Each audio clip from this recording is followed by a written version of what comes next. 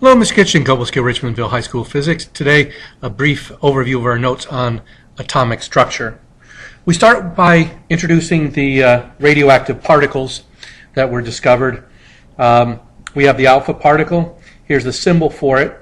It's a 4/2 helium nucleus. That means there are 4 particles in the nucleus. 2 of them are protons. That means the other 2 are neutrons. And it is a nucleus, so it has no electrons associated with it, just a helium nucleus. For beta, there are 2 types of beta particles that we talk about. This is just an electron, 0/-1. E is the symbol for an electron. We call that a beta minus particle.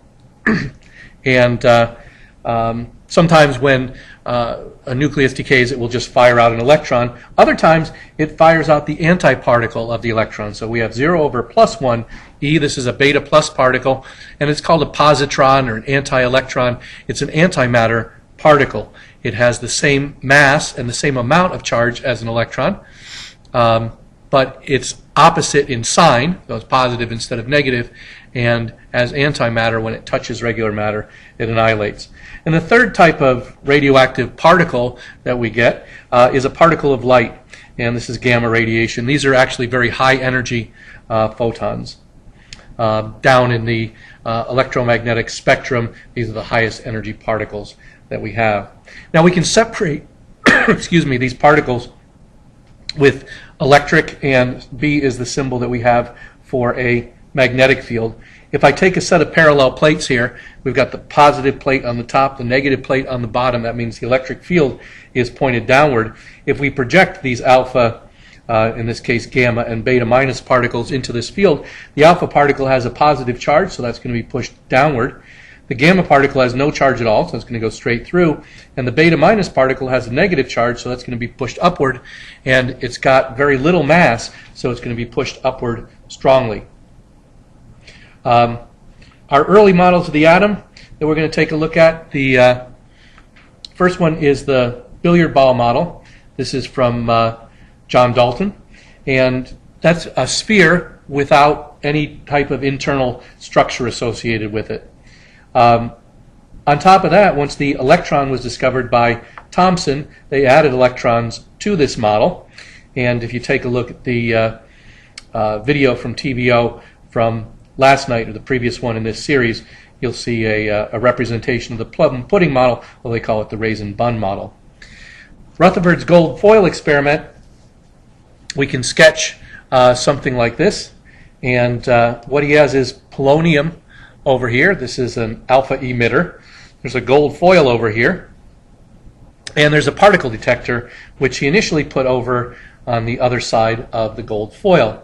Now we're firing these alpha particles at the gold foil, and Rutherford thought that this was kind of like firing a cannon at a piece of tissue paper, or firing a rifle at a watermelon.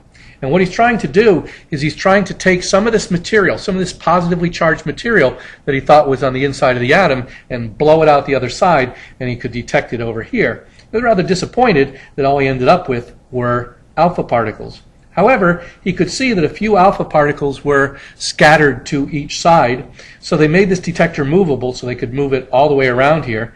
And what they found is, even at large angles, maybe like 30 degrees off the horizontal, there were still some alpha particles.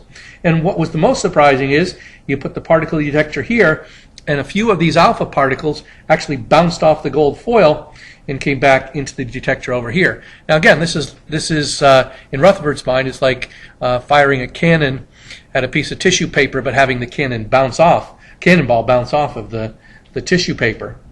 So based on the evidence that he collected, Rutherford was able to come up with 2 conclusions. First of all, since more than 99% of the alphas go straight through undeflected, the atom, we say, is mostly empty space. There's not much stuff inside there to hit. But a few alphas were deflected by a massive positively charged nucleus. We know the nucleus has to be massive because the alpha particles bounced back. It's like throwing a ping pong ball at a bowling ball. The less massive particle will bounce back. So the thing that you hit has to be a lot more massive, and it had to be repelled. So we knew that the charge on the nucleus had to be the same charge as on the alpha particle. So that's a brief overview of how we know what we know about atomic structure.